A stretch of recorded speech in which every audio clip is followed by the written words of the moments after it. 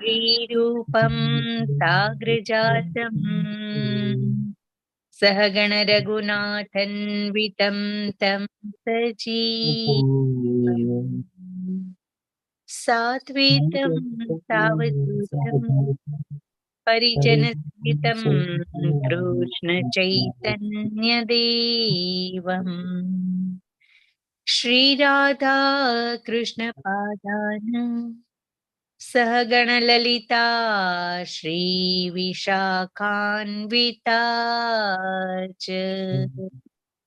नमो विष्णुपदाय कृष्णपृष्ठाय भूतले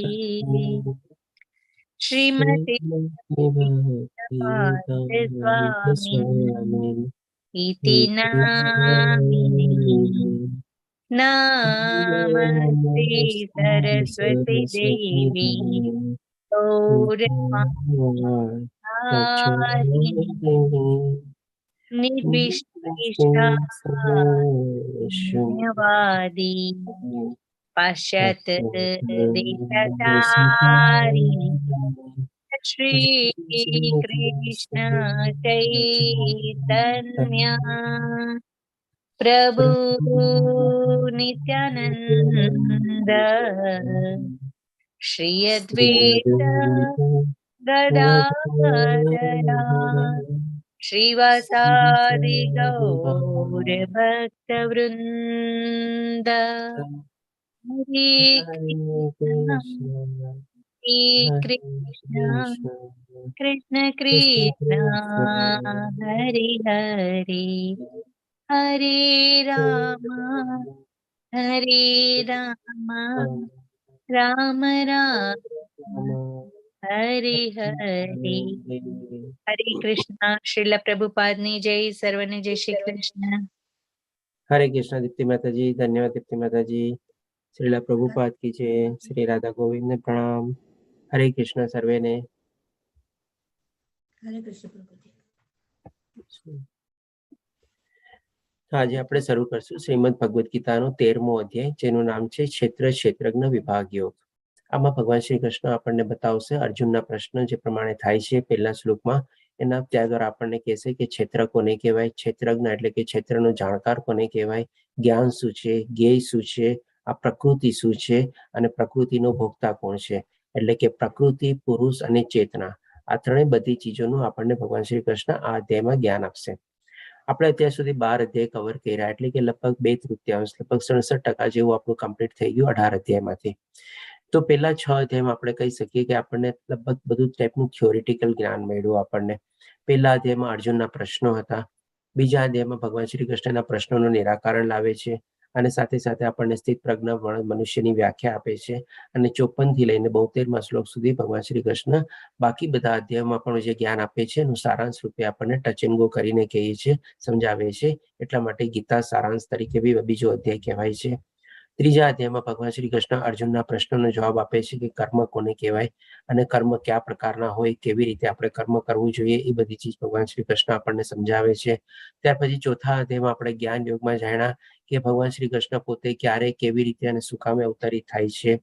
પછી ભગવાન શ્રી કૃષ્ણ આપણને વર્ણાશ્રમનું બી જ્ઞાન આપે છે ચોથા અધ્યાયમાં.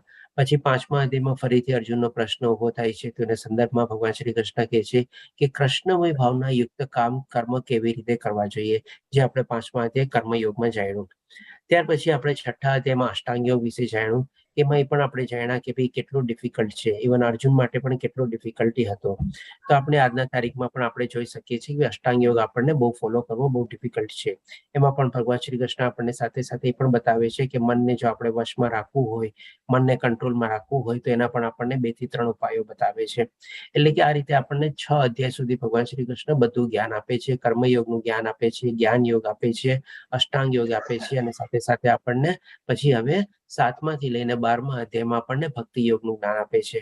7મા અધ્યાયમાં પહેલા આપણને કહે છે પ્રકૃતિનું સર્જન કેવી રીતે થયેલું છે, કેવા 4 પ્રકારના લોકો મારી શરણાગતિ લે છે, કેવા 4 પ્રકારના લોકો શરણાગતિ નથી લેતા, એ બધું સમજાવે છે. સાથે સાથે આપણને ભક્તિનું જ્ઞાન આપે છે દરેકે દરેક અધ્યાયમાં. 8મા અધ્યાયમાં આપણને કહે છે કે ભાઈ મૃત્યુ સમયે પણ આપણે કેવી રીતે ભગવાનને યાદ કરી શકીએ, અને કેવળ ને કેવળ જો એમના મનમાં ભાવ આપણે લાવીએ, એમના વિશે ભાવ લાવીએ, તો પણ ડેફિનેટલી આપણને મુક્તિ અને મોક્ષ મળી શકે છે. પણ એ પ્રમાણે ત્યારે આપણે શુદ્ધ ભાવ આપણો હોવો જોઈએ. એવી આસ્થા અને શ્રદ્ધા અને વિશ્વાસ સાથે આપણે ભગવાનનું નામ લઈએ તો પણ આપણને ભગવાન શ્રી કૃષ્ણની પ્રાપ્તિ થાય છે, તો મોક્ષને આપણે પ્રાપ્ત કરી શકીએ છીએ. એ રીતે ભગવાન શ્રી કૃષ્ણ આપણને દર્શાવે છે. પછી 9મા અધ્યાયમાં રાજગુહ્ય યોગમાં આપણે જાણ્યું કે જેમાં આપણને ભગવાન શ્રી કૃષ્ણ બહુ ગુપ્ત જ્ઞાન આપે છે, અને એ ગુપ્ત જ્ઞાન દ્વારા આપણને સમજાવે છે કે ભાઈ કેવા લોકોએ ભક્તિમાં પ્રવૃત્ત થવું જોઈએ, અને જે લોકો ભક્તિમાં પ્રવૃત્ત નથી થતા એ લોકોની દશા શું થાય છે. એટલે કે આ રીતે ભગવાન શ્રી કૃષ્ણ આપણને ગુહ્ય જ્ઞાન આપે છે. અને સાથે સાથે જે લોકો ભક્તિમાં પ્રવૃત્ત થાય છે એના વિશે પણ સમજાવે છે ભગવાન શ્રી કૃષ્ણ કે મારા ભક્તોની બધી જરૂરિયાતો હું પૂરી પાડું છું, મારા ભક્તોને જેની એની પાસે હોય એની બધું રક્ષણ કરું છું. અને ભક્તિ કરવી માટે બહુ અઘરી વસ્તુ નથી, એ પણ ભગવાન શ્રી કૃષ્ણ આપણને સમજાવે છે કે પત્ર પુષ્પમ ફલમ તોયમાં 4 ચીજ સાદામાં સાદી નાનામાં નાની ચીજ જેની આપણે કોસ્ટ પણ બહુ ઓછી હોય, એ પણ ભગવાન શ્રી કૃષ્ણ જો આપણે સાચા ભાવથી, સાચા શ્રદ્ધા અને આસ્થાથી જો આપણે આ અર્પણ કરીએ તો એ પણ ભગવાન શ્રી કૃષ્ણ સ્વીકારે છે. આ રીતે ભગવાન શ્રી કૃષ્ણ બધા માટે ભક્તિ દ્વાર કેવી રીતે ખુલેલા છે અને કેવી રીતે આપણે ભક્તિ માર્ગમાં આગળ વધીએ એ જ્ઞાન આપે આપણને છે. ત્યાર પછી 10મા અધ્યાયમાં જયારે અર્જુન પૂછે છે કે ભાઈ કેવી કેવી રીતે હું આપને જોઈ શકું, કેવી કેવી રીતે આપનું સ્મરણ કરી શકું, નિરંતર આપને કેવી રીતે ભજી શકું, યાદ કરી શકું અને આપની ભક્તિમાં કેવી રીતે પ્રવૃત્ત થઈ શકું, એના સંદર્ભમાં ભગવાન શ્રી કૃષ્ણ 10મા અધ્યાયમાં વિભૂતિ યોગમાં આપણને કહે છે કે દરેકે દરેક જગ્યાએ મારી મોજૂદગી છે. અને બધી જગ્યાએ ભગવાન શ્રી કૃષ્ણ દ્રષ્ટાંત રૂપે 19:38 શ્લોકમાં કહે છે આ જગ્યામાં આવી રીતે મોજૂદ છું, આ જગ્યા મારી આવી રીતે પ્રેઝન્સ છે, આ રીતે જે તું મને સમજી શકસ, આ જગ્યાએ આ રીતે તું બીજી જગ્યાએ મને આવી રીતે અનુભવી શકસ. એ રીતે બધી જગ્યાને વર્ણવે છે. અને પછી અંતમાં કહે છે આ તો એક સંકેત માત્ર મેં તને કીધેલું છે, અને ડેફિનેટલી એક મારું કહીએ ને કે આંગળીના ટેરવા બરાબર છે. ત્યાર પછી જયારે ભગવાન શ્રી કૃષ્ણના આ શબ્દો સાંભળીને પછી અર્જુનને થાય છે કે ભગવાનનું હવે વિશ્વરૂપ દર્શન નિહાળો. એટલે કે ભગવાન શ્રી કૃષ્ણની યાચિકા કરે છે, દરખાસ્ત મૂકે છે. એના સંદર્ભમાં પછી ભગવાન શ્રી કૃષ્ણ પોતાનું વિશ્વરૂપ દર્શન આપણને 11મા અધ્યાયમાં દેખાડે છે. અને વિશ્વરૂપ દર્શન દેખાડ્યા પછી ભગવાન શ્રી કૃષ્ણ 12મા અધ્યાયમાં ભક્તિ યોગમાં આપણને સરસ રીતે આપણા ભક્તિના અલગ અલગ લેવલ સમજાવે છે કે કેવી રીતે, કારણ કે આ બધું જ્ઞાન આપણે મેળવી લીધું, ભગવાન શ્રી કૃષ્ણનો બધો ઐશ્વર્ય જોઈ લીધો, એમની શક્તિઓ જોઈ લીધું, કેવી રીતે આખા જગત સૃષ્ટિ બધાના બ્રહ્માંડના ધારણ કરતા, પોષણ કરતા, પાલન કરતા છે, એ બધું બી આપણે જોઈ લીધું, સમજી લીધું, અને એ રીતે એમના વિશ્વરૂપના દર્શન બી આપણે કરી લીધા. ત્યાર પછી ભગવાન શ્રી કૃષ્ણ સમરાઈઝ કરે છે ભક્તિ યોગમાં.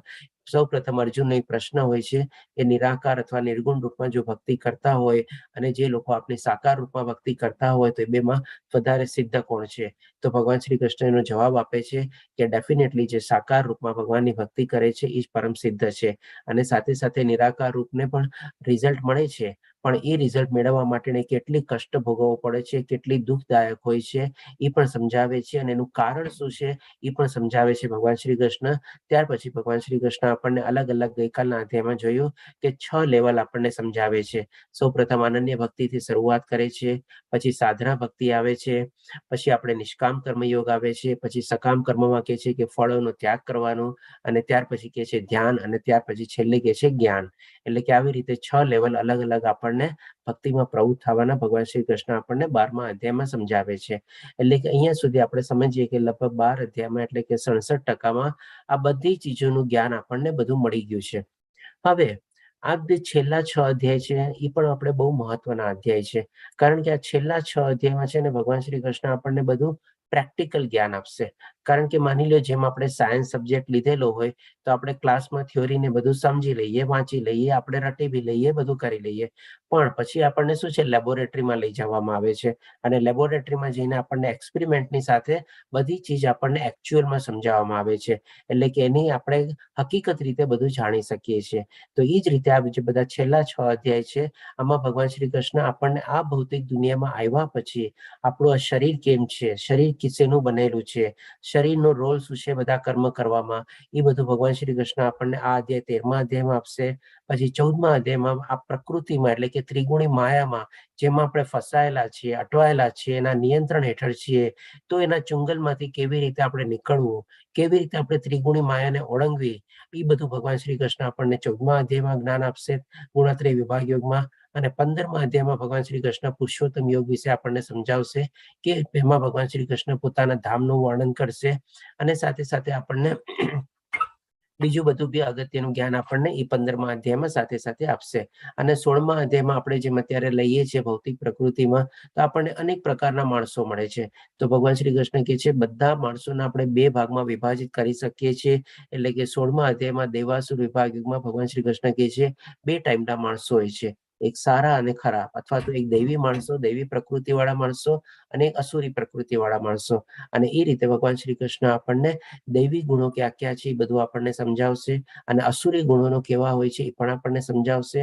આ રીતે આપણે જાણશું કે ભાઈ આપણે પોતાની જાતમાં કેવી રીતે દૈવી ગુણોનું સંપન્ન કરવું જોઈએ અને કેવી રીતે અસુરો ગુણ આપણા અંદરમાં હોય એને આપણે બહાર કાઢવા જોઈએ. કારણ કે કલયુગમાં આપણે એક મનુષ્યની અંદર જ દૈવી ગુણો અને અસુરો ગુણો બધા આવેલા હોય છે.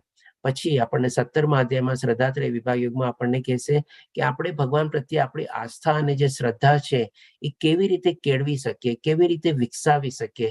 સૌપ્રથમ ભગવાન શ્રી કૃષ્ણ આપણને કહેશે કે આપણે જન્મ લઈને એક આસ્થાના આપણે ખોટે બંધાયેલા હોય છે, પછી આસ્તે આસ્તે ત્રિગુણી માયાના હેઠળ એ આસ્થા કેવી રીતે વિકસે છે એ પણ સરસ મજાનું ભગવાન શ્રી કૃષ્ણ આપણને 17મા અધ્યાયમાં શ્રદ્ધાત્રય વિભાગ યોગમાં આપણને જ્ઞાન આપશે.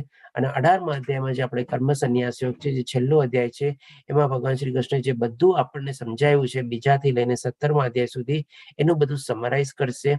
અને સમરાઈઝ કરીને આપણને સરસ મજાનું બીજું થોડું ઘણું બી આપણને વધારાનું જ્ઞાન આપશે. જે વર્ણાશ્રમ ભગવાન શ્રી કૃષ્ણે 4થા અધ્યાયમાં ખાલી ટચ એન્ડ ગો કર્યું હતું, એ આપણને ડિટેલમાં આપણને 18મા અધ્યાયમાં સમજાવશે. અને 18મા અધ્યાયમાં ભગવાન શ્રી કૃષ્ણ આપણને સંપૂર્ણ રીતે કહેશે કે બધાનો આપણે ત્યાગ કરીને કેવી રીતે ભગવાનની શરણાગતિ લઈએ અને કેવી રીતે આપણે એ ભાવથી જો શરણાગતિ લઈએ તો ભગવાન શ્રી કૃષ્ણ આપણા પાપોમાંથી પણ આપણને મુક્ત કરે છે અને બધા પાપોમાંથી પાપ રહિત થઈને આપણે મોક્ષ અને મુક્તિ તરફ આપણે આગળ વધી શકીએ છીએ. આ બધી ચીજ પણ ભગવાન શ્રી કૃષ્ણ આપણને 18મા અધ્યાયમાં સમરાઈઝ કરીને સમજાવશે. તો આજે છેલ્લા જે 6 અધ્યાય છે એ આપણે કહી શકીએ કે એકદમ પ્રેક્ટિકલ અધ્યાય છે અને એ આપણને આ જીવનમાં, આ દુનિયામાં આવ્યા પછી, મનુષ્ય દેહ મળ્યા પછી એનો ઉપયોગ કેવી રીતે કરવાનું છે એ આપણને પ્રેક્ટિકલી રીતે, જેમ આપણે દાખલો લીધો કે ભાઈ લેબોરેટરીમાં લઈ જાય અને આપણને બધું એ રીતે એક્સપેરિમેન્ટ કરીને સમજાવે, એ રીતે ભગવાન શ્રી કૃષ્ણ આ બધા છેલ્લા 6 અધ્યાયમાં આપણને એ જ્ઞાન આપશે. તો આપ સર્વેને વિનંતી કે બનેલા રહેજો.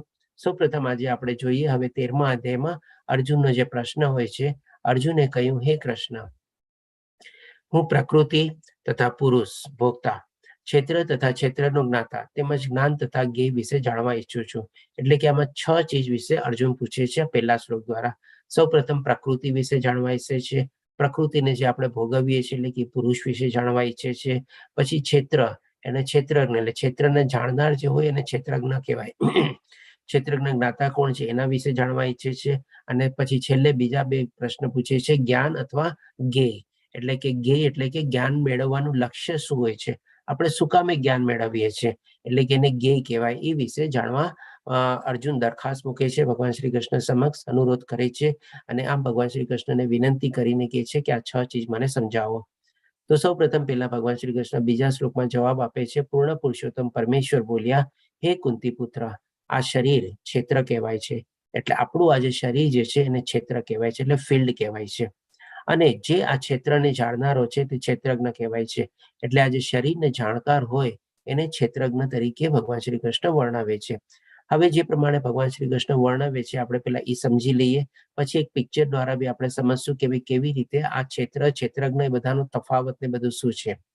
પછી ભગવાન શ્રી કૃષ્ણ હજી આગળ 3જા શ્લોકમાં જવાબ આપતા કહે છે, હે ભારત, એ જાણવું જોઈએ કે હું પણ સર્વ શરીરનો જ્ઞાતા છું.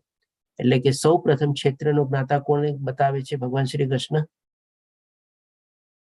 આપણા પોતાના શરીરને આપણે સૌથી વધારે સરસ રીતે કોણ જાણતું હોય? હરે કૃષ્ણ. આપણે પોતે જ. આપણે પોતે જ. ઓકે, ધન્યવાદ પ્રભુજી, આપ ડોક્ટર છો છતાં બી આપ કહો છો કે આપણે પોતે જ જાણતા હોઈએ. ધન્યવાદ, ખૂબ સરસ. કે ડેફિનેટલી આપણા શરીરને સૌથી પહેલા સરસ રીતે આપણે પોતે જાણતા હોઈએ. એટલે કે આ રીતે ભગવાન શ્રી કૃષ્ણ પહેલા બીજા શ્લોકમાં જવાબ આપ્યો કે જે ક્ષેત્રનો જ્ઞાતા જે છે એ છે ને ક્ષેત્રજ્ઞ કહેવાય છે. એટલે કે આપણા શરીર, આપણી અંદર આપણે જે શરીર જે છે આપણે ધારણ કરેલું છે એને આપણે પોતે જાણીએ છીએ. એટલે કે પોતે કોણ છે તો કે ભાઈ આપણા શરીરના અંદર જે આત્મા રહેલો છે એ જાણે છે આપણે આપણા શરીરને. આપણે પછી હવે ભગવાન શ્રી કૃષ્ણ કહે છે ત્રીજા શ્લોકમાં એ જાણવું જોઈએ કે હું પણ સર્વ શરીરનો જ્ઞાતા છું. એટલે હું કોણ? એટલે કે હું જે છે પછી પરમાત્મા છે. એ આપણે આ જ અધ્યાયમાં જાણશું કે આ અધ્યાય ભગવાન શ્રી કૃષ્ણ આપણને સમજાવશે કે જે ક્ષેત્રજ્ઞનો જ્ઞાતાનો જે ડિફરન્સ જાણી જાય છે અને પરમાત્મા વચ્ચેનો પણ જે ભેદ જાણી જાય છે એ સાચું જ્ઞાન છે. એવી રીતે ભગવાન શ્રી કૃષ્ણ આપણને આ જ અધ્યાયમાં ક્લિયર કરશે અને એ ચીજ આપણે સમજશું. એટલે કે આપણા બધાને પોતપોતાના શરીરનો જાણકાર અંદર બેઠો હોય અને એ પોતપોતાના શરીરને જાણતો હોય. પણ હવે જે બધા ટાઈપના જે શરીરો જે છે, ખાલી આપણું મનુષ્ય દેહ નહીં પણ એવી ટાઈપના આપણે 84 લાખના ટાઈપના જે જીવો છે એ બધાના શરીરને કોણ જાણતો હોય? તો કે પરમાત્મા જાણતો હોય. એટલે કે એ રીતે ભગવાન શ્રી કૃષ્ણ અહીંયા કહે છે એ જાણવું જોઈએ કે હું પણ, એટલે કે આપણા પોતાના ક્ષેત્રજ્ઞના જાણકારની ઉપર ઇન એડિશન ટુ ધેટ, એટલે કે હું પણ એ શરીરનો જ્ઞાતા છું અને આ શરીર તથા તેના જ્ઞાતાને જાણી લેવાને જ જ્ઞાન કહેવામાં આવે છે. એટલે કે શરીર અલગ છે, શરીરનો જ્ઞાતા અલગ છે અને બધા શરીર અને બધા શરીરના જ્ઞાતાને ઉપર એક સર્વોપરી જ્ઞાતા જે છે એ પણ અલગ છે. આપણે એના માટે ભગવાન શ્રી કૃષ્ણ કહે છે આ જે ચીજ સમજી લે એને જ જ્ઞાન કહેવાય છે અને આ મારું મંતવ્ય છે. એવી રીતે ભગવાન શ્રી કૃષ્ણ અહીંયા વર્ણવે છે. પ્રદીપ પ્રભુજી, આપનો પણ એક પ્રશ્ન હતો કે ભાઈ આત્મા અને પરમાત્મા અલગ છે શું? તો ત્યારે મેં આપને કીધું હતું કે ડેફિનેટલી 15મા અધ્યાયમાં ક્લિયર થશે. તો જેમાં ઘણા બધા પ્રશ્નો આપણામાં આવે છે કે આપણને એક અધ્યાયમાં સંપૂર્ણ રીતે ક્લિયર ન થાય. જેમ અત્યારે આપણને પાર્ટ રીતે ક્લિયર થશે કે ભાઈ શરીર ક્ષેત્રજ્ઞ અને એના ઉપરનો આપણે સર્વોપરી જ્ઞાતા, એ રીતે આપણે ડિફરન્શિએટ કરીને સમજશું. અને 15મા અધ્યાયમાં સંપૂર્ણ રીતે ભગવાન શ્રી કૃષ્ણ આપણને કહેશે આ બધાનો ડિફરન્સ શું છે, આત્મા અને પરમાત્માનો ડિફરન્સ. તો મેં જે તમને ત્યારે કીધું હતું, પણ ડેફિનેટલી આ અધ્યાયને પણ આપણે એને એ જ સવાલનો જે જવાબ છે એને કનેક્ટિંગ તરીકે તમે યુઝ કરી શકો છો. અને અત્યારે તમે આટલું આ પ્રમાણે સમજશો અને પછી 15મા અધ્યાયમાં ઓર આપણે ડિટેલમાં સમજશું કે આત્મા અને પરમાત્મા વચ્ચેનો ડિફરન્સ શું છે. આપણે તો આ રીતે ભગવાન શ્રી કૃષ્ણ સમજાવે છે. હવે આપણે એક પિક્ચર દ્વારા સમજી લઈએ જે ચીજ અત્યાર સુધી ભગવાન શ્રી કૃષ્ણ આપણને વર્ણવી. જેમ આપણે સૌ કોઈ જાણી ગયા છે કે આપણા શરીરનો સૌ પ્રથમ આપણે જાણકાર આપણે પોતે હોઈએ છીએ. એટલે આપણા શરીરના અંદર બેઠેલો આત્મા આપણા શરીરનો જાણકાર હોય છે. હવે એવી જ રીતે જેમ કે ક્ષેત્રને આપણે ફિલ્ડ કહીએ, એટલે કે માની લો એગ્રીકલ્ચરલ ફિલ્ડ હોય અથવા એક ખેડૂત, આપણે જમીન હોય, એનો સૌથી વધારે સારો જાણકાર કોણ હોય? એ જમીનનો માલિક, ઈ જમીનનો માલિક, બરાબર, અથવા તો ખેડૂત. માની લો ખેડૂત જ છે, આપણે એ રીતે સમજીએ. આપણે તો એ રીતે હવે આપણે જોજો એક નાનકડું આપણે પિક્ચરમાં આવશે, એક નાનકડા મનુષ્યનો ફોટો આવશે. હવે એ શું છે, એને પોતાની જે જમીન હોય અને એ જ પોતેમાં ખેતી કરતો હોય એ રીતે આપણે માનીએ. તો એને બધી ચીજની જાણકારી હોય પોતા જમીન વિશે, કે પોતે જમીન કેટલી જૂની છે, કેટલું એનું ક્ષેત્રફળ છે, કેટલું એરિયા છે, કઈ ટાઈપની જમીન છે, ચોરસ છે, લંબગોળ છે કે આપણે લંબાકાર છે એટલે વર્તુળ છે, કે કેવી રીતે, કઈ જગ્યાએથી એની જમીન વધારે ફળદ્રુપ છે, કઈ જગ્યાએથી એની જમીન ઓછી ફળદ્રુપ છે, કઈ જગ્યાએ કેવી રીતે પાણીનો વાવ વધારો આવે છે, કઈ જગ્યાએ પાણીનો વાવ ઓછો આવે છે. આ બધી ચીજ પોતાના એગ્રીકલ્ચરલ ફિલ્ડ વિશે એ જાણતો હોય. એટલે કે એવી જ રીતે આપણે પણ આપણા શરીર વિશે આપણે જાણતા હોઈએ. પણ હવે જે પ્રમાણે ભગવાન શ્રી કૃષ્ણ વર્ણવે છે, હવે આપની સામે એક રાઈટ હેન્ડ સાઈડમાં જે એક સર્કલ જેવું છે એમાં ભગવાનનો ફોટો આવશે. તો એવી રીતે આપણે આ ભૌતિક દુનિયામાં ઘણા બધા ટાઈપના બધા જીવો છે, બધાને અલગ અલગ ટાઈપના શરીર છે અને એ બધાના શરીરના અંદર આત્માનો વાસ રહેલો છે. એટલે કે 84 લાખ ટાઈપના જે જીવો છે, જેમાં મનુષ્ય આવી જાય, પ્રાણી આવી જાય, જળચર પ્રાણી આવી જાય, પક્ષીઓ આવી જાય, નાના નાના જીવ જીવાણુ કીટાણુઓ આવી જાય, બેક્ટેરિયા વાયરસ એ બધા આવી જાય. એમાં એ બધામાં એક એક શરીર છે પોતાનું અને બધામાં અંદર આત્માનો વાસ રહેલો છે. એ બધાના પોતાના શરીરને જાણે છે. એટલે કે ક્ષેત્ર અને ક્ષેત્રજ્ઞ અલગ થયા. અને જે પરમાત્મા જે છે આપણે જે છે, એટલે કે હું પણ જાણું છું. એટલે કે આ રીતે ભગવાન શ્રી કૃષ્ણ જયારે કહે છે, એટલે કે આ બધા જ અલગ અલગ ટાઈપના દેહધારી જે આપણે શરીરો જે છે એ બધા ક્ષેત્રો કહેવાય અને એની અંદરમાં રહેલા રિસ્પેક્ટિવ જ્ઞાતા એટલે કે પોતપોતાના શરીરનો જ્ઞાતા બેઠેલો છે અને ભગવાન શ્રી કૃષ્ણ આ બધાને જાણે છે, બધા શરીરો જાણે છે અને બધા જ્ઞાતાને જાણે છે. આ રીતે ભગવાન શ્રી કૃષ્ણ આપણને બીજા અને ત્રીજા શ્લોકમાં બે ચીજ ક્લિયર કરે છે, ક્ષેત્ર અને ક્ષેત્રજ્ઞ કોને કહેવાય અને બે વચ્ચેનો તફાવત શું છે, અને પોતે સર્વોપરી રૂપે બધા ક્ષેત્રોને કેવી રીતે જાણે છે એ પણ આપણને સમજાવે છે. હવે પછી ભગવાન શ્રી કૃષ્ણ આપણું આજે શરીર જે છે એ કેવી રીતે બનેલું છે એ આપણને સમજાવે છે. મેં કીધું ને કે આપણે આ બધા છેલ્લા 6 અધ્યાયમાં એકદમ પ્રેક્ટિકલ નોલેજ આપણને મળશે. એટલે કે આ અધ્યાયમાં આપણે કહીએ ને કે આપણને આપણા શરીરની આખી એનાટોમી ભગવાન શ્રી કૃષ્ણ આપણને સમજાવે છે કે કેવી રીતે આપણું શરીર બનેલું છે, બધું એ ચીજ. તો 6ઠા અને 7મા શ્લોકમાં ભગવાન શ્રી કૃષ્ણ કહે છે 5 મહાભૂતો. 5 મહાભૂતો આપણે જાણીએ છીએ, આકાશ, વાયુ, પૃથ્વી, જળ અને અગ્નિ. સૌપ્રથમ 5 કે છે. પછી કે છે 6ઠું મિથ્યા અહંકાર, એટલે કે જે અવ્યક્ત રૂપમાં છે, આપણને દેખાતો નથી. 7મું આપણને બુદ્ધિ, જે આપણા બ્રેઇનની અંદરમાં હોય છે. બ્રેઇનનું ફિઝિકલ એક્ઝિસ્ટન્સ છે પણ બુદ્ધિનું ફિઝિકલ એક્ઝિસ્ટન્સ નથી, એટલે કે એ પણ અવ્યક્ત છે. 7મી અને અવ્યક્ત. અવ્યક્ત શું? તો કે આ પ્રકૃતિ. આ પ્રકૃતિની અંદરમાં 3 ગુણો જે છે એ અવ્યક્ત રૂપે ઓલરેડી એમાં ઇન્સ્ટોલ્ડ છે. જેમ કે આપણે સતોગુણ, રજોગુણ અને તમોગુણ, એને પણ ભગવાન શ્રી કૃષ્ણ અવ્યક્ત તરીકે કહે છે, કારણ કે આપણે એને પણ જોઈ શકતા નથી. જેમ કે માની લો આપણે એક લેપટોપ લીધું હોય અને લેપટોપની અંદર આપણે વિન્ડોઝ પ્રોગ્રામ ડાઉનલોડ કરીએ તો એ વિન્ડોઝના મેઇન 3 પાર્ટ ક્યાં હોય છે? વર્ડ, એક્સેલ અને પાવર પોઈન્ટ.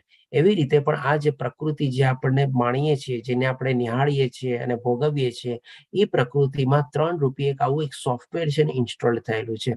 અને એ સોફ્ટવેરના પણ આ 3 પાર્ટ છે, આપણે સતોગુણ, રજોગુણ અને તમોગુણ, જે આપણે ડેફિનેટલી ડિટેલમાં આપણે કાલના અધ્યાયમાં લેશું આપણે. એટલે કે અહીંયા આપણે એ રીતે સમજીએ કે અવ્યક્ત 3 ગુણો, એટલે કે 5, 6, 7 અને 8 થી આપણે એ ત્રણેયને આપણે એક બંડલ ઓફ પેકેટ તરીકે લઈએ છીએ, એટલે કે માટે એક ગણીએ છીએ અવ્યક્ત ગુણોને. પછી આપણે 10 ઇન્દ્રિયો. 10 ઇન્દ્રિયોમાં આપણે 5 કર્મેન્દ્રિયો અને 5 જ્ઞાનેન્દ્રિયો આવી ગઈ. આપણે 5 જ્ઞાનેન્દ્રિયો આપણે જાણીએ છીએ અને 5 કર્મેન્દ્રિયો પણ આપણે જાણીએ છીએ એ રીતે. તથા પછી મન, અને મનનું પણ ફિઝિકલ એક્ઝિસ્ટન્સ કોઈ છે નહીં. અને પછી આપણે જે 5 ઇન્દ્રિયો જે છે, આપણે એના બધા વિષયો હોય છે. જેમ કે આંખને જોવું, કાનને સાંભળવું, જીભને ચાખવું અને બોલવું, નાક દ્વારા આપણે સૂંઘીએ છીએ, આપણે ચામડી દ્વારા આપણે ત્વચા, આપણે સ્પર્શ અનુભવીએ છીએ. આ બધા ઇન્દ્રિયના વિષયો કહેવાય. તો અહીંયા સુધી તમે જોશો તો લગભગ 24 તત્વો થશે. 5 આ, 6ઠું અહંકાર, 7મો બુદ્ધિ, 8મું આપણે ભૌતિક પ્રકૃતિના 3 ગુણો 8 અને 10 ઇન્દ્રિયો 8 ને 10 18 અને 19મું આપણું મન અને 5 ઇન્દ્રિયના વિષય. એટલે કે આ 24 તત્વો ભગવાન શ્રી કૃષ્ણ બતાવે છે કે જેનાથી આપણું આ શરીર બનેલું છે. અને હવે પછી ભગવાન શ્રી કૃષ્ણ 7 ચીજ આપણને બતાવે છે, જેને ભગવાન શ્રી કૃષ્ણ વિકાર તરીકે ગણે છે. એટલે કે એ વિકાર ક્યાં? તો કે ઈચ્છા. આપણા મનમાં કંઈક ને કંઈક ઈચ્છા થાય છે. ઈચ્છા થાય પછી આપણને દ્વેષ જાગે છે. જો મળી ગયું તો ઠીક છે, ન મળી ગયું તો દ્વેષ જાગે છે. અથવા કોઈકનું કંઈક જોઈને આપણને ઈર્ષા જાગે છે. આપણને મળી ગયું તો સુખ મળે છે, નથી મળતું તો દુઃખ થાય છે. પછી સંઘાત એટલે કે કોન્ટેક્ટ, એટલે કે આપણે અલગ અલગ ચીજ વસ્તુના સંઘાતમાં આવીએ છીએ, મનુષ્યના સંઘાતમાં આવીએ છીએ, પ્રકૃતિના સંઘાતમાં આવીએ છીએ, એટલે કે કોન્ટેક્ટમાં આવીએ છીએ આપણે. અને પછી ચેતના, એટલે કે પછી એક જાતની કોન્શિયસનેસ. આમાં આપણે ચેતનાનો મિનિંગ એ રીતે લેવાનું છે કે જેવી રીતે આપણે સંઘાતમાં આવીએ છીએ, પછી આપણા મનમાં અલગ અલગ બધા આપણા વિચારો છે, પ્રક્રિયાઓ છે, બધાને આપણે એ રીતે ચેતના લેવાનું છે. અને એ રીતે બધું જેમાં ઈચ્છાઓને બધું કેળવીએ એટલે પછી ધૈર્ય, એટલે કે પેશન્સ. આપણામાં પેશન્સ હોય, ક્યારેક પેશન્સ ન હોય, ક્યારે બહુ ઉતાવળું કરીએ. એટલે કે આ તમે જોજો ટોટલ 7 ચીજ છે. 1, 2, 3, 4, 5, 6, 7. આ 7 ચીજને ભગવાન શ્રી કૃષ્ણ કહે છે કે આ સર્વેને સંક્ષેપમાં કાર્યોના ક્ષેત્ર તથા તેમની આંતરક્રિયાઓ વિકાર કહેવામાં આવે છે. એટલે કે જેમ જેમ આવી રીતે આપણા મનમાં બધી ઈચ્છાઓ જાગે, કોકના કોન્ટેક્ટમાં આવીએ, કોકની ચીજને જોઈએ, ક્યારેક પેશન્સ થાય, ક્યારેક પેશન્સ ન થાય, એટલે કે અલગ અલગ કાર્યમાં આપણે પ્રવૃત્ત થઈએ. અને એ રીતે આપણે અલગ અલગ ફિલ્ડમાં આપણે કાર્યમાં ક્ષેત્રમાં આપણે પ્રવૃત્ત થઈએ. અને પછી આપણી અંદર આ જે બધી આંતરક્રિયાઓ, એટલે કે શું સારું થાય, ખરાબ થાય, સુખ મળે, દુઃખ મળે, એ બધાનો આપણે એકબીજાનું કોમ્બિનેશન થાય છે.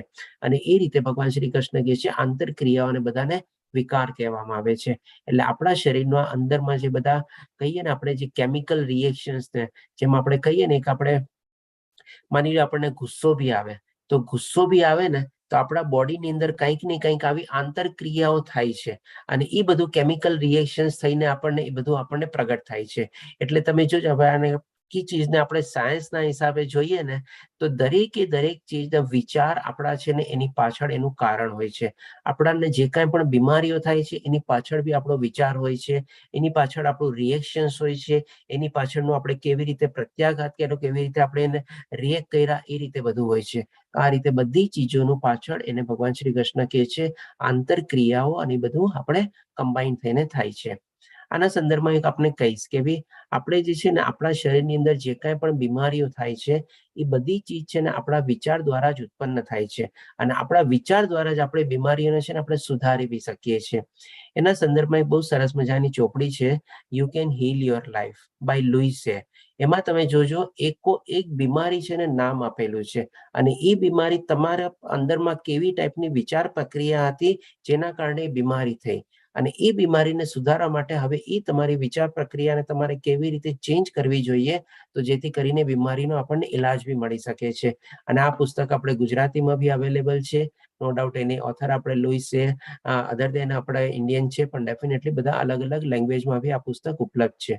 તો just for your study information, જો આપણને વાંચ્યું હોય તો વાંચી શકો છો.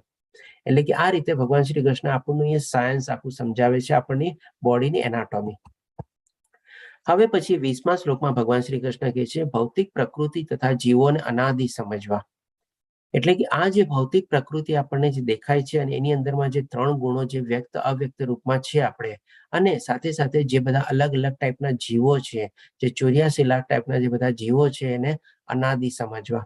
તો આના સંદર્ભમાં બી એક આપણે કહીશ, આપણે સાયન્સમાં એક ચાર્લ્સ ડાર્વિન ઇવોલ્યુશન થિયોરી હતી. એ છે ને થિયોરી પ્રમાણે શું હતું કે ભાઈ વાંદરામાંથી આસ્તે આસ્તે ઇવોલ્યુશન થયો, અને એ પ્રમાણે આપણે મનુષ્ય રૂપ અત્યારે આપણે 2 પગા થયા. તો એ થિયોરી છે ને આ શ્લોકના સંદર્ભમાં પણ લઈએ ને તો એ સંપૂર્ણ રીતે ડિફીટ થાય છે. એટલે કે એનું આપણને લોજિક મળતું નથી. ભગવાન શ્રી કૃષ્ણ પોતે જ અહીંયા કહે છે કે બધા જીવોને અનાદિ સમજવા, એટલે કે બધા પહેલેથી એના એ રૂપમાં બધા જીવો હતા. ચાર્લ્સ ડાર્વિનની થિયોરી એટલા જ માટે એ થિયોરી છે ને થિયોરી તરીકે જ રહી છે. સાયન્સમાં શું હોય, પહેલા એક થિયોરી હોય, પછી એના ઉપર એક્સપેરિમેન્ટ ને સંશોધન ને બધું થાય અને પ્રેક્ટિસમાં મૂકવામાં આવે, પછી આપણે પ્રિન્સિપલ બને, અને એના ઉપર બી હજી ઓર સંશોધન ને બધું થાય, અને બધી રીતે સંપૂર્ણ રીતે બધા ટેસ્ટમાંથી પાર પડે ત્યારે જ એની લો બને. એટલે કે એ જ ચાર્લ્સ ડાર્વિનની થિયોરી હતી. અમે લોકો નાના હતા ત્યારે ભણવામાં આવતી, પણ પછી જેમ કે મેં આગળમાં જોઈને જોયો, ઇવન મારા સનના બી સિલેબસમાં એ ગાયબ થઈ ગયા. આપણે આજની તારીખમાં એ થિયોરી જ છે, એટલા માટે હવે કદાચ એને સિલેબસમાંથી કાઢી બી નાખી હશે, કારણ કે કદાચ વધારે સંશોધન બી થયું અને એ પ્રમાણે લુપ્ત થવા માંડી, અને એનું આપણને કોઈ ફેક્ટ મળી નહીં. એટલા માટે એ સંદર્ભમાં આપણે જોઈ શકીએ છીએ કે આ શ્લોક દ્વારા એ થિયોરી પણ ડિફીટ થાય છે. પછી કે છે ભગવાન શ્રી કૃષ્ણ, અને તેમના વિકાર, જે બધા વિકાર આગળ આપણને શ્લોકમાં સમજાય ભાઈ, તથા ગુણો, એમાં કોઈ સારા ગુણો બી હોય, બધું પ્રકૃતિજન્ય જાણવા. એટલે કે આ બધા શેના, એની પાછળનું રિસ્પોન્સિબલ ફેક્ટર શું છે, એની શેનાથી બધા જૈનમાં આવા બધા વિકાર ને આવા બધા ગુણો ક્યાંથી જૈનમાં, એ ભગવાન શ્રી કૃષ્ણ આપણને આ શ્લોક દ્વારા એ રીઝન સમજાવે છે કે એનો જે સોર્સ અથવા જે ઉદ્ભવ સ્થાન જે છે એ આ પ્રકૃતિજન્ય છે. એટલે કે જે પ્રકૃતિમાં જે 3 ગુણો જે છે એ ગુણો દ્વારા આપણે પ્રેરાઈએ છીએ. સતોગુણ, રજોગુણ અને તમોગુણ દ્વારા આપણે પ્રેરાઈએ છીએ, અને એ પ્રેરાઈ થઈને પછી આપણા મનમાં અલગ અલગ ઈચ્છાઓ થાય છે, અને એ ઈચ્છાઓ દ્વારા આપણે અલગ અલગ કાર્યમાં પ્રવૃત્ત થાય છે, અને પ્રવૃત્ત થઈએ પછી એનું જે રિએક્શન આપણને મળે છે એ પ્રમાણે આપણા બોડીમાં બધા અલગ અલગ ટાઈપના વિકારો જન્મે છે. સુખ, દુઃખ, લાગણી, પ્રેમ, આ બધું જે આપણે સમજીએ અલગ અલગ ટાઈપના આવી રીતે આપણા મનમાં પ્રગટે છે. એટલે કે એની પાછળનું જે મેઇન સોર્સ ફેક્ટર છે, જેનાથી આપણે બધું ઉદ્ભવે છે, એ કારણ ભગવાન શ્રી કૃષ્ણ આપણને બતાવે છે કે પ્રકૃતિજન્ય છે. અને ડેફિનેટલી આગલા અધ્યાયમાં, કાલના અધ્યાયમાં ડિટેલમાં આપણે આને સમજશું. હવે પછી ભગવાન શ્રી કૃષ્ણ 21મા શ્લોકમાં કહે છે પ્રકૃતિ સર્વ ભૌતિક કારણો તથા કાર્યોનો હેતુ કહેવાય છે. એટલે એ ચીજ ભગવાન શ્રી કૃષ્ણ અહીંયા સ્પષ્ટીકરણ આપે છે.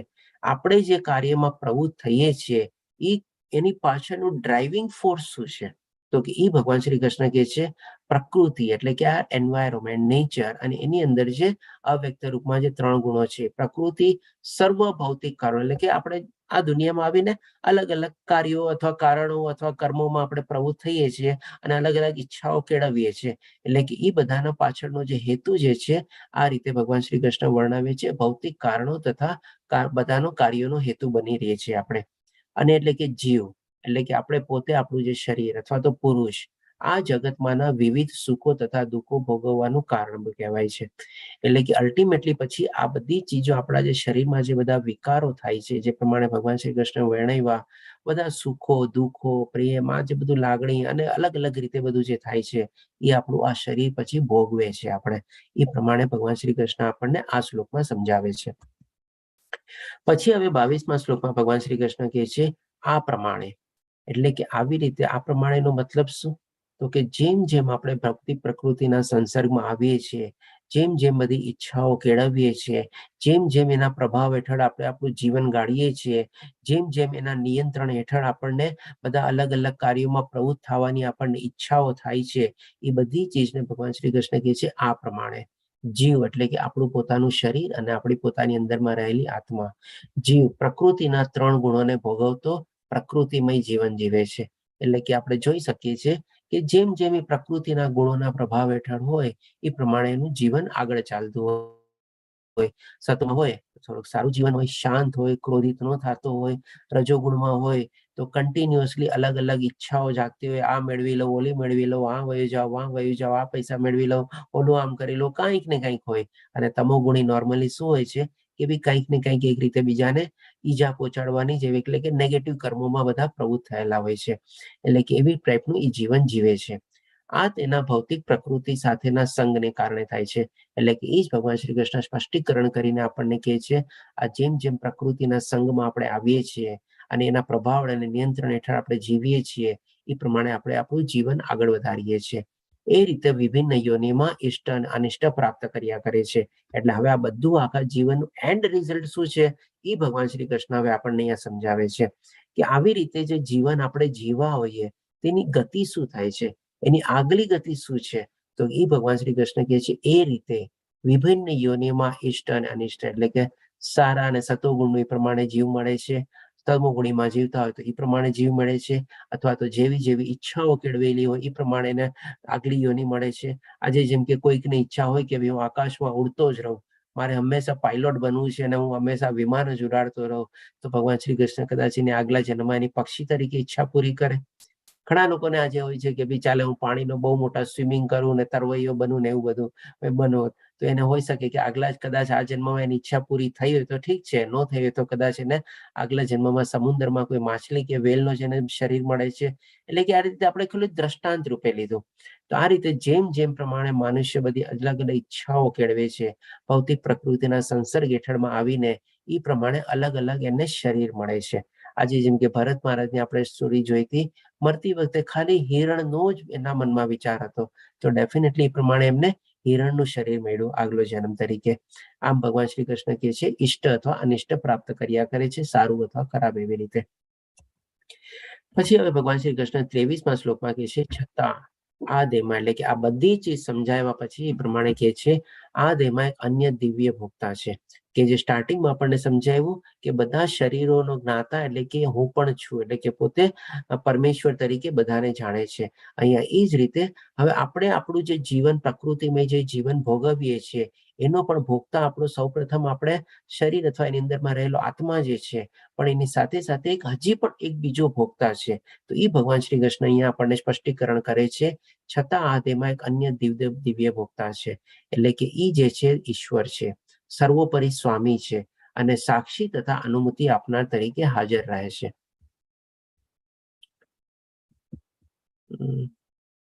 ઓકે, મારા ખ્યાલથી આ તેજસ પ્રભુજીનો મેસેજ લાગે છે લાંબો. ઓકે, ક્વિઝ ને એના બદલ છે. ઓકે, તો આ રીતે ભગવાન શ્રી કૃષ્ણ કહે છે કે આવી તે અન્ય દિવ્ય ભોગતા છે કે જે ઈશ્વર છે, સર્વોપરી સ્વામી છે અને સાક્ષી તથા અનુમતિ આપનાર તરીકે હાજર છે. હવે એ તો આપણે સમજી ગયા કે જે પરમાત્મા જે છે એ પણ આપણી સાથે આમાં હાજર રહેલા છે. હવે એ જે સમજાવે છે અહીંયા બીજી જે એડિશનલ ચીજ આપણને કે અને તે સાક્ષી અને અનુમતિ તરીકે હાજર રહે છે. આનો મતલબ કેવી રીતે લેવો આપણે? સૌપ્રથમ આપણે સાક્ષી તરીકે સમજીએ, એટલે કે જેમ જેમ આપણે ભૌતિક પ્રકૃતિના સંસર્ગમાં આપણે આવીએ છીએ, આપણું આ જે શરીર અલગ અલગ ઈચ્છાઓ કેળવીએ છીએ, અલગ અલગ કાર્યમાં પ્રવૃત્ત થઈએ છીએ, ત્યારે જે અંદર આપણે બેઠેલો જે પરમાત્મા જે છે એ ખાલી સાક્ષી તરીકે એટલે કે વિટનેસ તરીકે છે ને આ બધી ચીજ જોઈ રાખે છે. કારણ કે એને આ ભૌતિક દુનિયામાં કોઈ જાતનો કોઈ ઇન્ટરેસ્ટ નથી. એટલે કે ખાલી આપણે જે અલગ અલગ ભૌતિક કાર્યક્રમ કરતા હોઈએ છીએ એમાં ખાલી વિટનેસ તરીકે, સાક્ષી તરીકે બધું જોયા કરે છે. અને પછી બીજી ચીજ આપણને સમજાવે છે અનુમતિ આપનાર, એટલે કે પરમિટર અથવા તો પરમિશન આપે છે. હવે જ્યારે આપણને આ થોડું ઘણું માની લો આ બધું જ્ઞાન થઈ ગયું હોય ત્યારે આપણે કહીએ ને ઘણી વાર આપણી અંતરાત્મા શું કહે છે, તમારું દિલ શું કહે છે, એ તમને શું કહે છે એ તમે કરો. એટલે કે એ રીતે જ્યારે આપણે આપણા પોતાની અંતરાત્માને સાંભળવાની કોશિશ કરીએ છીએ, એને પૂછીએ છીએ કાંઈ કે મારે આ કેવી રીતે કરવું, શું કરવું, આપણે થોડું ધ્યાન કરીએ છીએ અને એવી રીતે અંદરથી આપણને છે ને એ ટાઈપની પરમિશન આપે છે કે હા આગળ વધ, આગળ કર, એવી ટાઈપનું આપણને ઘણીવાર આપણને રોકે બી છે આપણને. એટલે કે એ રીતે અનુમતિ તરીકે હાજર રહે છે અને તેમને પરમાત્મા કહેવામાં આવે છે. એટલે કે આ બધું ચીજ ભગવાન શ્રી કૃષ્ણ એમનો રોલ શું છે અંદરમાં બેઠા બેઠા એ આપણને અહીંયા સમજાવે છે. હવે આ ચીજને સમજવા માટે છે ને આપણે એક એક્ઝામ્પલ લઈએ, એક ને બે એક્ઝામ્પલ લઈએ કે જેમ કે માની લો એક આપણે ઘણી રીતે આપણે એક નાનકડું બાળક હોય. હવે એ નાનકડું બાળક જે છે હજી નવું નવું ચાલતા શીખ્યું છે અને આપણે માની લો એને ઘરની બહાર આપણે આંગળી પકડીને આસ્તે આસ્તે પાપા પગલી કરીને આપણે બહાર લઈ જઈએ આપણે ફરવા માટે. માની લો કોઈ ગાર્ડનમાં કે એમાં ક્યાંય આપણે ફરવા લઈ ગયા છે, આપણે આંગળી પકડેલી છે સાથે સાથે. હવે એ બાળક તો પહેલી વાર માની લો આ બધી ચીજ બહાર આવ્યો છે ને નિહાળે છે ને બધું જોવે છે. એટલે કે શું બે ચાર ડગલા આગળ ચાલે, કંઈક એને નવી ચીજ દેખાય એટલે કે પપ્પા મમ્મી એક મિનિટ આ શું છે, આમ શું છે, અથવા તો એને જોવે, પોતે બધું અવલોકન કરે. હવે જે એના પેરેન્ટ્સ હોય અથવા પપ્પા મમ્મી હોય એને તો આ બધીથી જ ખબર જ હોય, એને કઈ એમાં ઇન્ટરેસ્ટ હોય કે ભાઈ ઠીક છે કોઈ પાંદડું હશે, કોઈ ફૂલ હશે, કોઈ નાનકડું ચકલું હશે કે કાંઈ બી હશે, વોટ એવર ઇટ ઇઝ, અને પૂછે તો એને સરસ રીતે સમજાવીને જવાબ બી આપી દે.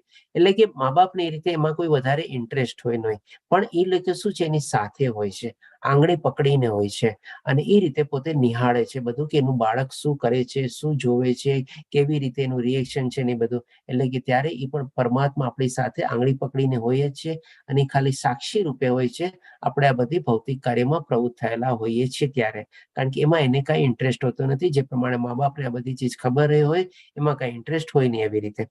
હજી એક બીજો એક્ઝામ્પલ લઈએ, જે માની લો આજકાલ ઘણા લોકો પોતાના પેટને લઈને ફરતા હોય છે, જેમ કે કોઈ કૂતરું હોય કે કોઈ બિલાડું હોય કે કાંઈ બી, તો એને લઈને માની લો ફરવા નીકળે છે.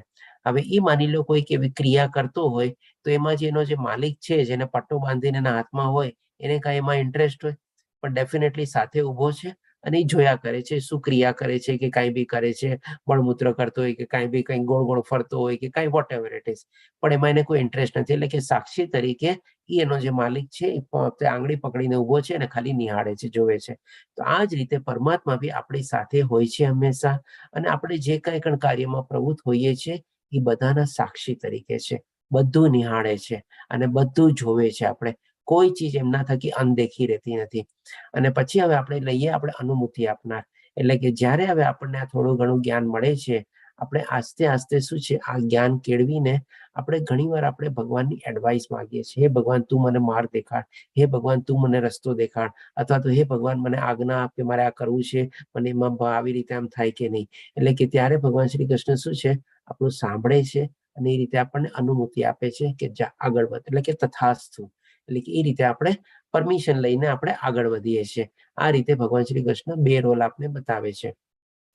હવે આપણે થોડુંક ઓર આગળ આ શ્લોકને આપણે આગળ વધારીએ આપણે કે સૌ પ્રથમ આપણને વિટનેસ તરીકે હોય છે, જેમાં આપણે કાંઈ આપણે ભગવાનને પૂછતા નથી કે કંઈ કરતા નથી ને આપણા મન પ્રમાણે આપણે કર્મ કરતા હોઈએ છીએ. અને ક્યારેક ક્યારેક આપણે મને ભગવાનને પૂછીએ છીએ તો આપણને અનુમતિ આપે છે. પછી હવે છે ને આપણે ભગવાન શ્રી કૃષ્ણને માર્ગદર્શન તરીકે લઈએ આપણે, એટલે કે ડાયરેક્ટર તરીકે લઈએ આપણે.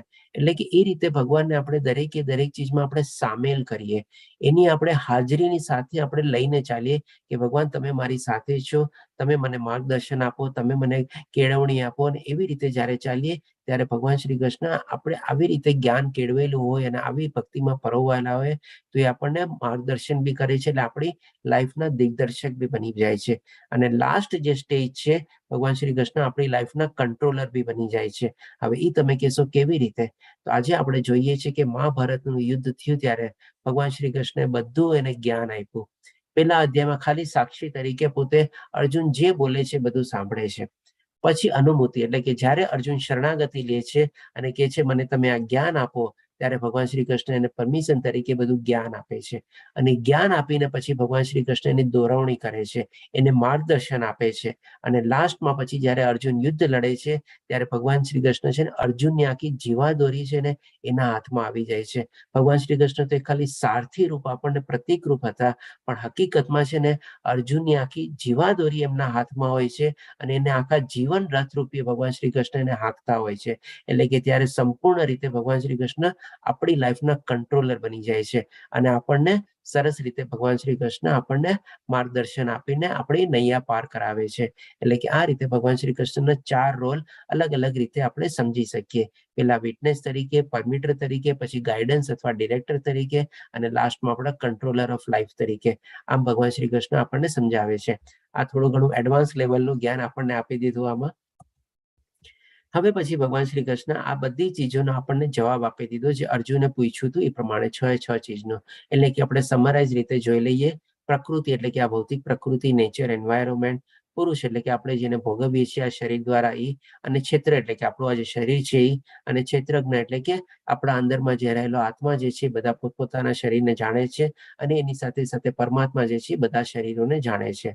અને જ્ઞાનમ એટલે કે જે આ ક્ષેત્રજ્ઞની ડિફરન્સને જે સમજી જાય એને ભગવાન શ્રી કૃષ્ણ કહે છે આ જ્ઞાન છે, એ મારો મંતવ્ય છે. એ રીતે ભગવાન શ્રી કૃષ્ણ આપણને આગલા શ્લોકમાં કીધું. અને હવે આ જ્ઞાન મેળવવાનું આપણું લક્ષ્ય શું? તો કે પરમાત્માની પ્રાપ્તિ. એટલે કે એનો જ્ઞેય, એટલે કે જ્ઞેય વિશે ભગવાન શ્રી કૃષ્ણ કહે છે કે પરમાત્માની પ્રાપ્તિ. હવે ભગવાન શ્રી કૃષ્ણ આપણને 24મા શ્લોકમાં કહે છે, એટલે કે હવે આ જ્ઞાન આપણે મેળવીને પરમાત્માની પ્રાપ્તિ તરફ કેવી રીતે આગળ વધવું એ વિશે હવે આપણને માર્ગદર્શન આપે છે. તો 24મા શ્લોકમાં કહે છે, જે મનુષ્ય પ્રકૃતિ, જીવ તથા પ્રકૃતિના ગુણોની આંતરક્રિયા સંબંધિત, એટલે કે એ બધી એકબીજા સાથે વીંટળાયેલી છે, બધી સંકળાયેલી છે, અને સંબંધિત આ તત્વજ્ઞાનને, એટલે કે ડેફિનેટલી આ પણ દિવ્ય જ્ઞાન છે, સમજી લે છે તે નિશ્ચિત મુકામ પામે છે. તેથી વર્તમાન સ્થિતિ ભલે ગમે તેવી હોય તોય અહીં પુનર્જન્મ થશે નહીં. એટલે કે સંપૂર્ણ રીતે મોક્ષ અને મુક્તિ આપણે પ્રાપ્ત કરી શકીએ છીએ જ્યારે આ બધી ચીજ આપણે સમજી લઈએ. શું ચીજ? તો કે પ્રકૃતિમાં એનો કેવી રીતે 3 ગુણો અવ્યક્ત રીતે આપણને પ્રભાવિત કરે છે. આ જીવ આપણી અંદરમાં રહેલો જે છે એનો રોલ શું છે, આપણે આત્માનો આપણા શરીરમાં રહેલાનો રોલ શું છે, આપણને એની કઈ કઈ પ્રક્રિયા નિભાવે છે, અને સાથે સાથે આ પ્રકૃતિના ગુણો આપણા ઉપર કેવો પ્રભાવ કરે છે. આ બધી ચીજોને આપણે જ્યારે સંપૂર્ણ રીતે સમજી લઈએ, અને આ બધું સમજવાનો મતલબ શું છે એ પણ હવે ભગવાન શ્રી કૃષ્ણ આપણને આ જ અધ્યાયમાં થોડું ઘણું આગળ ચાલીને આપણને સમજાવશે. પહેલા આપણને સમજાવે છે કે આ જ્ઞાન કેવી રીતે આપણે મેળવી શકીએ બધું, અને આ જ્ઞાન જો મેળવી લઈએ તો એનું જે લક્ષ્ય શું છે એ પણ આપણને ભગવાન શ્રી કૃષ્ણ આ શ્લોકમાં કહે છે કે આપણને મોક્ષ અથવા મુક્તિ પ્રાપ્ત થાય છે. તો એ રીતે પહેલા અહીંયા ભગવાન શ્રી કૃષ્ણ કહે છે કે માની લો આ જ્ઞાન હવે આપણે કેવી રીતે કેળવી શકીએ. એટલે કે વળી એવા લોકો છે કે જેઓ આધ્યાત્મિક જ્ઞાનના જાણકાર હોતા નથી, પણ અન્ય લોકો પાસેથી પરમ પુરુષ વિશે શ્રવણ કરી તેમની ઉપાસના કરવા લાગે છે. આ લોકો પણ અધિકારી પુરુષો પાસેથી શ્રવણ કરવાની વૃત્તિ ધરાવતા હોવાને કારણે જન્મ તથા મૃત્યુના માર્ગને પાર કરે છે. એટલે કે સૌપ્રથમ ભગવાન શ્રી કૃષ્ણ આ જ્ઞાન કેવી રીતે મેળવવું એના આપણા શાસ્ત્રોનો સંદર્ભમાં આપે છે. પણ આજની તારીખમાં આપણે આ બધા શાસ્ત્રોને વાંચી ન શકીએ. સૌપ્રથમ તો એ શાસ્ત્રો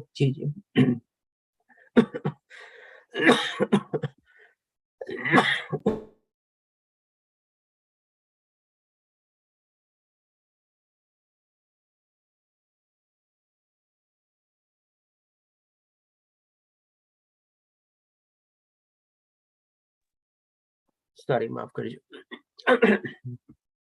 સૌપ્રથમ તો આપણે એ જે શાસ્ત્રો જે છે એ જે આપણે ભાષામાં લખેલા છે એ સરસ રીતે માની લે સંસ્કૃત સિવાય બી ઘણા બધા શાસ્ત્રો જે છે અલગ અલગ ભાષામાં લખેલા છે, જેમ કે પાલી ને એ બધી ભાષાઓમાં. તો આપણે બધી ભાષાઓ સમજી શકતા નથી, આપણે એને જાણતા નથી, અને આજની તારીખમાં ભાષા પણ આપણને સંપૂર્ણ રીતે શીખવવાના રસ્તાઓ પણ ઘણા ઓછા છે. અને એ રીતે જાણ્યા પછી જે લિમિટેડ જ્ઞાનથી બી આપણે એને સરસ રીતે એનો ગુહ્ય મિનિંગ હોય એ પણ આપણે સમજી શકતા નથી. તો હવે એનો બીજો ઉપાય છે પ્રમાણે ભગવાન શ્રી કૃષ્ણ વર્ણવે છે કે ભાઈ એવા કોઈ પરમ પુરુષ હોય કે જેને પાસેથી આપણે જેને આ બધું જ્ઞાન થયેલું હોય, અથવા તો આત્મ સાક્ષાત્કાર થયેલો હોય, એની પાસેથી બી આપણે કથા શ્રવણ છે, પ્રવચન છે એ બધું સમજીને સાંભળી સાંભળીને આપણે આ જ્ઞાન કેળવી શકીએ છીએ અને મેળવી શકીએ છીએ, અને ડેફિનેટલી એ મેળવવાથી પણ આપણે જન્મ મૃત્યુના માર્ગમાં ફરી પાછું આપણે આવવું પડતું નથી, એટલે કે મોક્ષ અને મુક્તિ માર્ગ તરફ આપણે આગળ વધી શકીએ છીએ. તો આના સંદર્ભમાં જે પ્રમાણે અહીંયા પિક્ચરમાં આપેલું છે એ પ્રમાણે એક દાખલો લઈ લઈએ આપણે. આ આપણે દેવહૂતિ માતા છે, અને આ માતા આપણે આ કપિલ મુનિ છે એમની જ માતા છે. દેવહૂતિ માતા ઓછું ભણેલા હતા અને એમને આ બધા શાસ્ત્રો ને બધાનું જ્ઞાનથી પરિચિત નહોતા, પણ જે આપણે કપિલ મુનિ છે એમને આ બધી ચીજોનું જ્ઞાન થયેલું હતું, આત્મ સાક્ષાત્કાર થયેલા હતા, અને એ જ પોતાના પુત્રને પોતે ગુરુ કહે છે, અને એમની પાસેથી આ બધું જ્ઞાન પોતે શ્રવણ એટલે કે સાંભળીને બધું મેળવે છે, અને ડેફિનેટલી એ પ્રમાણે એમની પણ આગલી ગતિ મોક્ષ અને મુક્તિ તરફ આગળ વધે છે. તો આ સંદર્ભમાં આપણે સમજ્યા કે આજની તારીખમાં કલયુગમાં પણ આપણને આ બધા અલગ અલગ સોર્સિસ પાસેથી જે આપણને જ્ઞાન મળે છે એ જ્ઞાન સાંભળીને પણ આપણે આપણા મુક્તિ માર્ગ તરફ આપણે આગળ વધી શકીએ છીએ. ખાલી જરૂરિયાત ફક્ત શું છે, આપણે એને ધ્યાનથી સાંભળવાનું છે. જેમ પ્રમાણે ભગવાન શ્રી કૃષ્ણ 7મા અધ્યાયમાં અર્જુનને કહે છે કે હવે સાંભળ, એટલે કે ધ્યાનથી સાંભળીને, મન લગાડીને સાંભળીને, આપણી બુદ્ધિ પણ એમાં પરોવીને એવી રીતે જ્યારે આપણે સાંભળીએ, સમજીએ અને આપણી અંદર સમજણ શક્તિ કેળવીએ અને પછી એને આપણે આચરણમાં મૂકીએ, તો પણ ખાલી આપણે સાંભળવાથી આ બધી ચીજ આપણને લાભ મળી શકે છે અને આપણને મોક્ષ અને મુક્તિ તરફ આપણે આગળ વધી શકીએ છીએ. હવે પછી ભગવાન શ્રી કૃષ્ણ 25મા શ્લોકમાં કહે છે કે અન્ય બીજા ઉપાયો બી આપણને બતાવે છે કે કેટલાક મનુષ્યો પરમાત્માને ધ્યાન દ્વારા પોતાની અંદર જુએ છે. એટલે આજની તારીખમાં બહુ ઓછા હશે, ભાગ્યે જ કોઈક એવા હશે કે હજી આજને અષ્ટાંગ યોગ ને બધું ફોલો કરતા હોય, એટલે કે ધ્યાન ફોલો કરતા હોય અને એવી રીતે ભગવાનને મેળવવાની કોશિશ કરતા હોય. અન્ય કેટલાક જ્ઞાનોપાર્જન દ્વારા અને વળી બીજા નિષ્કામ કર્મ દ્વારા જુએ છે. એટલે કે શોર્ટમાં ભગવાન શ્રી કૃષ્ણ અહીંયા ફરીથી આપણને બધી ચીજ સમરાઈઝ કરે છે. જ્ઞાન યોગ, ભક્તિ યોગ, કર્મયોગ અને આપણે અષ્ટાંગ યોગ, આ ચારેય ચીજને અલગ અલગ જે માર્ગ દ્વારા આપણે પરમાત્માની પ્રાપ્તિ કરી શકીએ છીએ એ આપણને અહીંયા શોર્ટમાં સમજાવે છે. જેની જેવી લાયકાત અને કાબિલિયત હોય, જેની જેમાં ઇન્ટરેસ્ટ હોય, જે પ્રમાણે હોય એ પ્રમાણે કોઈ પણ એક માર્ગ અપનાવી શકે છે અને ડેફિનેટલી એમાં આગળ વધી શકે છે. અને આપણે કલયુગમાં જોઈએ છીએ કે ભક્તિ માર્ગ જે છે એ જ આપણા માટે બહુ સહેલો છે, કારણ કે એમાં ખાલી એક આપણે હરે કૃષ્ણ મહામંત્રનો જપ બી આપણે કરીએ સરસ રીતે મન લગાડીને, તો પણ એ આપણને મોક્ષ અને મુક્તિ તરફ આપણને આગળ વધારે છે. પછી હવે ભગવાન શ્રી કૃષ્ણ 27મા શ્લોકમાં કહે છે આ બધી ચીજ સમજાવીને, એટલે કે બધી ચીજ સમજવાનું, આપણે શું સમજવાનું છે એ આપણે પહેલા આપણને કીધું કે કેવી રીતે સમજવાનું છે. શું તો કે ભાઈ પ્રકૃતિ, જીવ અને એની આંતરક્રિયાઓ, એ બધી ચીજને જે સમજી જાય છે, એનો બધાનો ડિફરન્સ શું છે એ સમજી લઈ જાય છે, એ મોક્ષ અને મુક્તિ મેળવે છે. પછી આપણને સમજાવ્યું કેવી રીતે મેળવવાનું એ જ્ઞાન ને બધું, અને હવે આપણને સમજાવે છે કે એ જે જ્ઞાન જે છે એનું મેઇન તત્વ અથવા મેઇન ચીજ શું છે અથવા એસેન્સ શું છે એ સમજવાનું, એ આપણને ભગવાન શ્રી કૃષ્ણ હવે અહીંયા આપણને 27મા શ્લોકમાં કહે છે હે ભરતવંશીમાં શ્રેષ્ઠ, એમ જાણી લે કે ચલ તથા અચલ જે કંઈ તને અસ્તિત્વમાં દેખાઈ રહ્યું છે તે બધું કાર્ય ક્ષેત્ર તથા તેના ક્ષેત્રજ્ઞનો સંયોગ માત્ર છે. હવે આપણે અહીંયા જે પ્રમાણે પિક્ચરમાં ફોટો જોઈએ છીએ, કોઈ સાયન્ટિસ્ટ છે અથવા કોઈક એવી શોધ કરે છે, માઇક્રોસ્કોપનો ને બધાનો માઇક્રોસ્કોપને એનો બધાનો ફોટો છે આપણી સમય, એવી રીતે. તો આને જ આપણે સમજવા માટે આ દાખલો તરીકે લઈએ, આ શ્લોકને સમજાવવા માટે.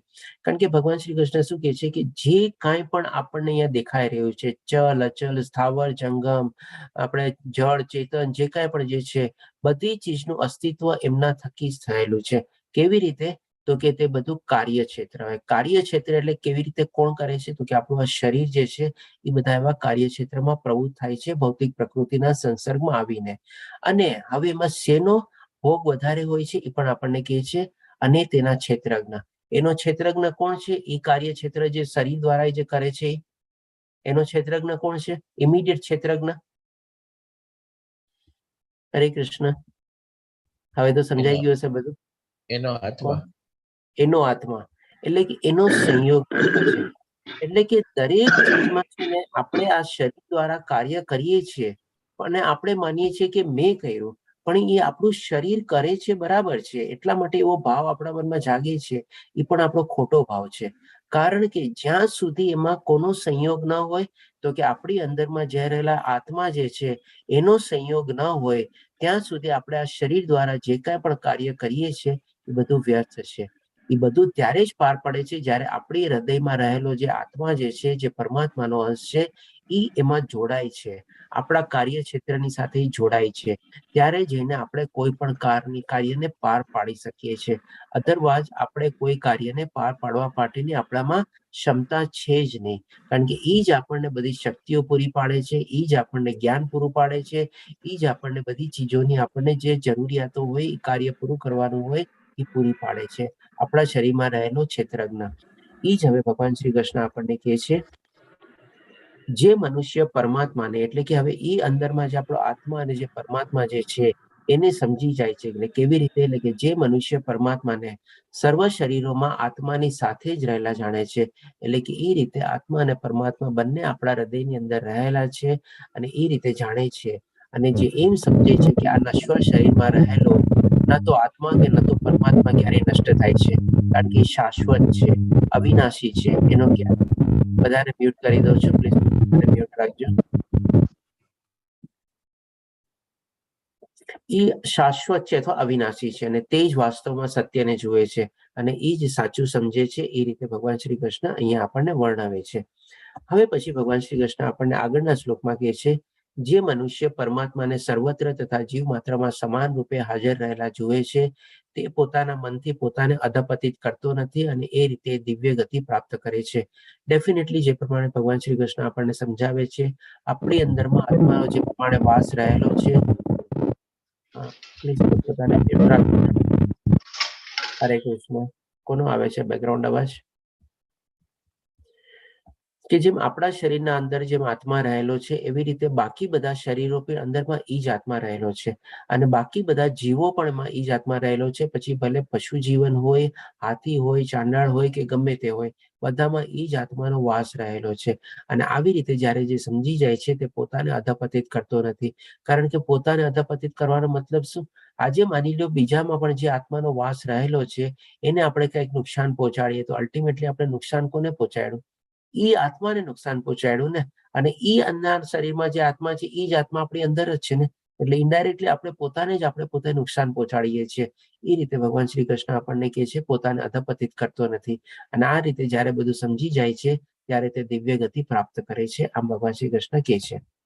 હવે પછી ભગવાન શ્રી કૃષ્ણ આપણને કહે છે 30મા શ્લોકમાં, જે મનુષ્ય એમ જોઈ શકે છે કે સર્વ પ્રવૃત્તિઓ દેહ દ્વારા કરવામાં આવે છે, ડેફિનેટલી શરીર બધી અલગ અલગ એક્ટિવિટીઝમાં પ્રવૃત્ત થાય છે, અને દેહનું સર્જન ભૌતિક પ્રકૃતિ દ્વારા થયેલું છે. જે ભગવાન શ્રી કૃષ્ણ આપણને આગલા 6 અને 7મા શ્લોકમાં સમજાવ્યું કે કેવી રીતે આ સર્જન થયેલું છે. 24 તત્વો અને 7 આપણને વિકારો, એટલે કે ટોટલ લઈ રીતે 31 તત્વો એને આપણે લઈ શકીએ, જેથી આપણું શરીર સર્જાયેલું છે, ભૌતિક પ્રકૃતિ દ્વારા થયું છે. અને તેમજ એમ પણ જોયે છે કે આત્મા કશું કરતો નથી, એટલે કે અંદરમાં જે રહેલો જે આત્મા જે છે, એ ડેફિનેટલી આપણે જે બધી એક્ટિવિટીમાં પ્રવૃત્ત થઈએ છીએ, એમાં એ પ્રવૃત્ત થતું નથી. ખાલી કેવી રીતે એનો રોલ છે, તો એ પણ ભગવાન શ્રી કૃષ્ણ આપણને ક્લિયર કર્યું કે સાક્ષી અને અનુમતિ તરીકે આપણના અંદરમાં રહેલો છે, અને બધું નિહાળે છે, અને એવી રીતે એમાં આપણે છીએ. પણ ડેફિનેટલી એ જે શરીરની જે એક્ટિવિટી જે છે, એમાં પોતે ડાયરેક્ટલી ઇન્વોલ્વ થતા નથી. તે જ ખરેખર સત્ય જુએ છે. એટલે કે આ શ્લોકમાં ભગવાન શ્રી કૃષ્ણ આપણને 3 ચીજ એકદમ અલગ સરસ રીતે ડિફરન્શિએટ કરીને સમજાવે છે. જે 3 ચીજ ભગવાન શ્રી કૃષ્ણ આપણને આગલા શ્લોકમાં કીધું, ભૌતિક પ્રકૃતિ, જીવ અને એની આંતરક્રિયાઓ, આ બધી જ એટલે શરીરની જે અલગ અલગ જે આંતરક્રિયાઓ સમજી જાય છે. કેવી રીતે સમજી જાય છે? તો કે શરીર દ્વારા બધા કર્મ થાય છે અથવા અલગ અલગ પ્રવૃત્તિઓ થાય છે, એની અંદરમાં રહેલો જે જીવ જે છે, બધું નિહાળે છે, સાક્ષી તરીકે છે, અને એ બધું શેના પ્રભાવ હેઠળ કરે છે? તો કે ભૌતિક પ્રકૃતિના પ્રભાવ હેઠળ કરે છે. આ 3 ચીજને અલગ રીતે સમજી જાય તો એ સાચું સત્ય જુએ છે. અને આ રીતે સંપૂર્ણ રીતે ભગવાન શ્રી કૃષ્ણ આ જ્ઞાન આપણને અહીંયા એક રીતે સમરાઈઝ કરે છે.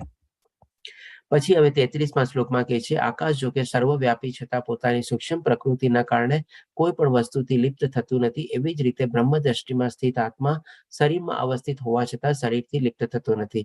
એટલે કે હવે આપણને ઘણીવાર પ્રશ્ન ઉભો થાય, ઘણીવાર માણસો સારા કામમાં પ્રવૃત્ત હોય છે, ઘણીવાર ખોટા કામમાં અથવા નેગેટિવ કામમાં પ્રવૃત્ત થયા હોય છે. તો એની અંદરમાં રહેલો જે આત્મા જે છે, શું એ પણ એવો ખરાબ અથવા સારો અથવા મલિન અથવા શુદ્ધ રહેતો હશે? તો ડેફિનેટલી ભગવાન શ્રી કૃષ્ણ કહે છે, એનાથી જરાય લિપ્ત થતો નથી. એટલે કે જેમ જેમ આપણે અલગ અલગ કાર્યમાં એમાં પ્રવૃત્ત થઈએ છીએ ભૌતિક પ્રકૃતિના સંસર્ગ હેઠળ, આત્મા જે છે એ હંમેશા એનાથી અલિપ્ત રહે છે. એ ખાલી આ બધું સાક્ષી અને અનુભૂતિ તરીકે ખાલી જોયા કરે છે.